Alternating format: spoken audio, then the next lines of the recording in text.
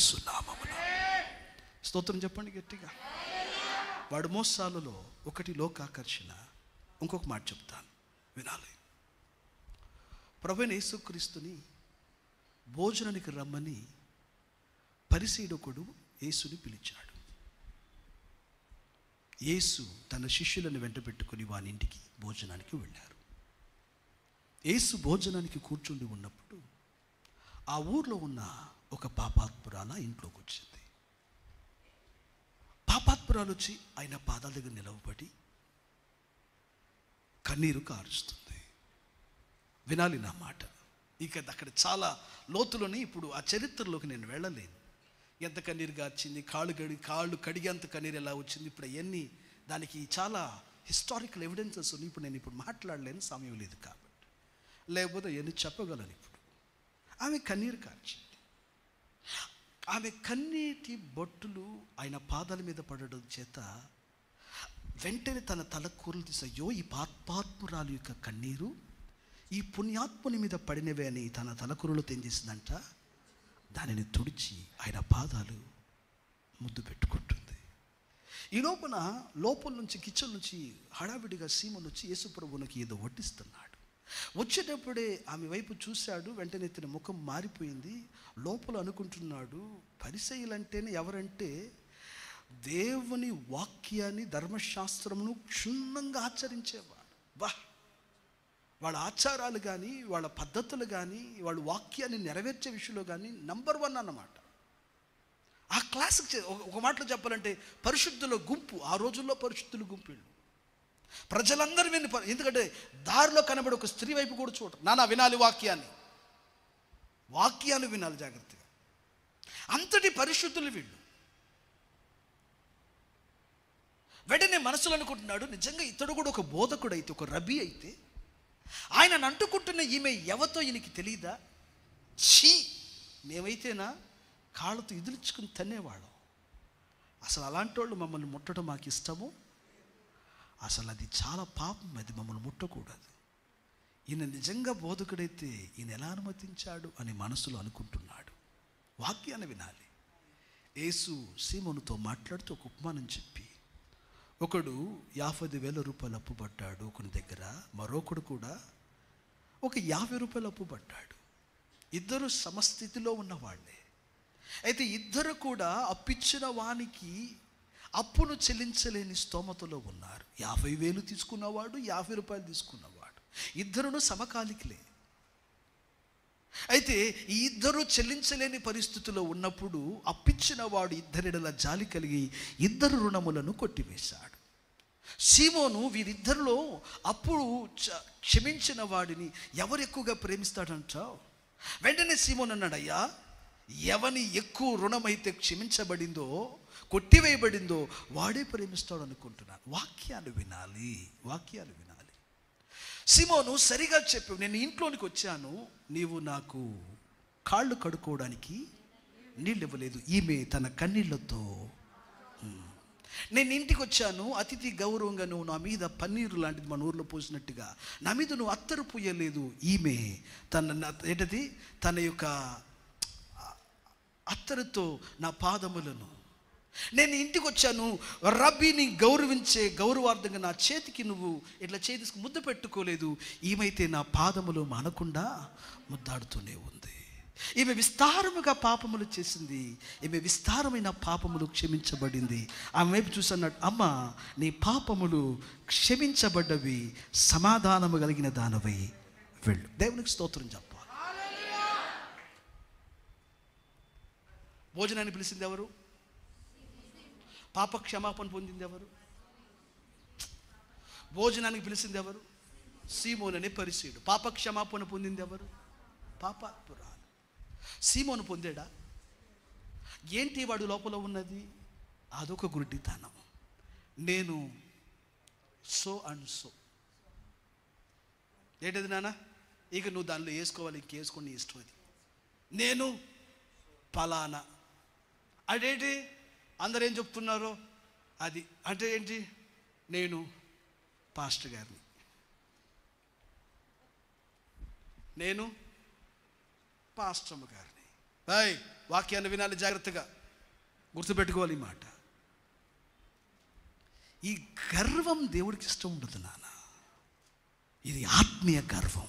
ఏం గర్వం ఇది? అంటే నేను పరిశుద్ధుడును అనే గర్వం. నువ్వు పరిశుద్ధుడువా? కాదే. నువ్వు ఎంత పరిశుద్ధుడైనను నీ పాపములు ఎర్రగా కనబడుతున్నవే. నీ రాచపుండు ఆయన ఎదుట కనబడుతుందే. నీ పుండు ఇంకా నువ్వు పిండబడలేదే. అందులో ఉన్న రసిక బయటకు రాలేదు. వాక్యాన్ని వినాలి, నోరు తెరిచి అందరూ అన్నారా? నోరు తెరిచి అంటే ఏం స్పందన లేదు. స్తోత్రం చెప్పు గట్టిగా, హల్లెలూయా. అబ్బాయి మీకు ఎందుకు వస్తుంది? కొంతమంది నిద్ర ఎందుకు వస్తుంది అర్థం కావట్లా. అంత బిరుగా తినొచ్చారా, లేకపోతే రాత్రి అంతా ఆల్ నైట్ చేశారా?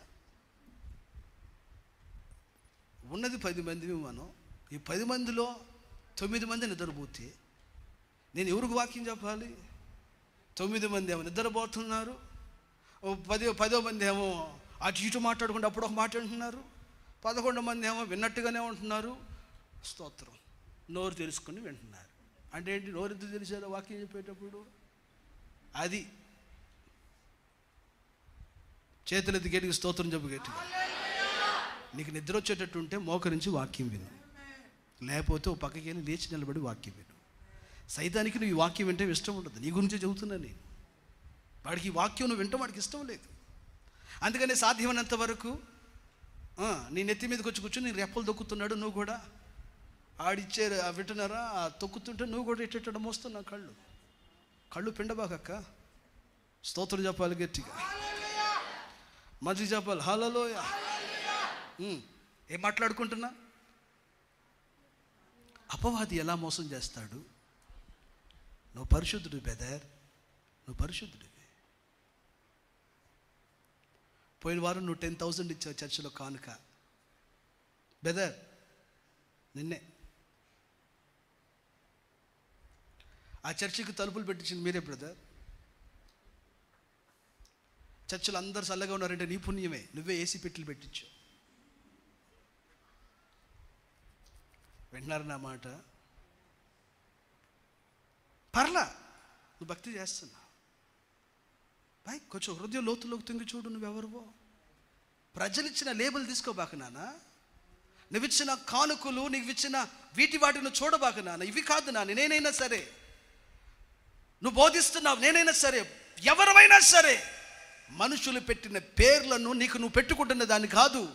మారు మనసు పొందాను, రక్షణ పొందాను, నేను దేవుని పెట్టాను కూడా కాదు. లోతులోకి తొంగి చూడు, నువ్వు ఎవరు అని అర్థమైంది.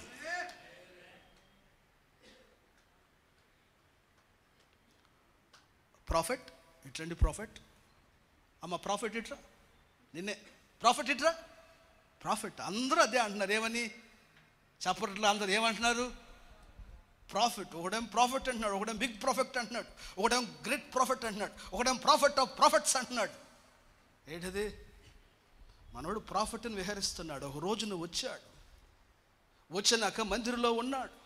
మందిరంలో ఉన్నప్పుడు జీవం కలిగిన దేవుని పరిశుద్ధునిగా సింహాసనం మందు చూస్తున్నాడు. ఆ సింహాసనం మందు చూస్తున్న వాడిని చూసిన వెంటనే అయ్యో, అపవిత్రమైన స్థుతులు చెప్పడానికి కూడా నా పెదవులు యోగ్యమైనవి కాదు. దూతలతో కలిసి నేను కూడా ఆరాధన చేద్దామనుకున్నా. నేను కూడా పరిశుద్ధుడు పరిశుద్ధుడు పరిశుద్ధుడు వాళ్ళతో ఏకీభవించుదాం అనుకుంటున్నాను. అయితే నా పెదవులు ఎలా ఉన్నాయి? అపవిత్రంతో నిండి ఉన్నాయి. నేను పరిశుద్ధుల సన్నిధిలో లేనే. నేను ఉన్న నా సహవాసం కూడా ఏమంటున్నాడు?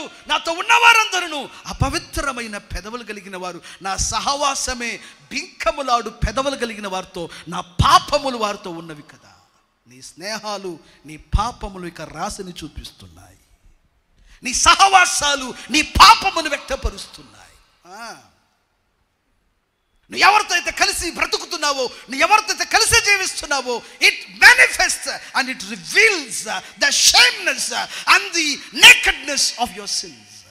నీ పాపములలో ఉన్న అవమానమును, అందులో ఉన్న దిగంబరత్వాన్ని చూపిస్తుంది. నీ స్నేహాలు, నీ కాంటాక్ట్ లిస్ట్ అది చూపిస్తుంది. భర్తకు తెలియకుండా, భార్యకు తెలియకుండా స్నేహితులకు తెలియకుండా, వాళ్ళకి తెలియకుండా, వీళ్ళకి తెలియకుండా నువ్వెన్నో చాలా జాగ్రత్తగా మెయింటైన్ చేయవచ్చునేమో, కానీ గుర్తుపెట్టుకో, నీ స్నేహములు నీ పాపపుల రాశిని చూపిస్తుంది. ఆలోచన చేయాలి దేవుని పిల్లలు. భక్తి చేయకుండా భక్తి చేస్తున్నాననే ప్రగల్భాలలో బతుకుదు. దయచేసి నువ్వు నీలో నాలో భక్తి లేకపోతే ఆ పాపాత్మురాలాగా యేసే పాదాల మీద పడాలి. ఆమెను చెప్పు గట్టిగా. నీ కాళ్ళు నరకానికి వెళ్ళిపోతున్నాయని తెలిసి కూడా, పాతాళములోకి నీ ప్రాణం పోతుందని తెలిసి కూడా, నీ కళ్ళు చెమ్మగిల్లకుండా, నీ హృదయం పగలకుండా నువ్వు ఇంకనూ అలా నిలబడ్డావంటే నీ లోపల నిజముగానే అపవాది గర్వస్థాయిలో పనిచేస్తున్నాడని అర్థం అన్నమాట. దేవునికి భయపడవా?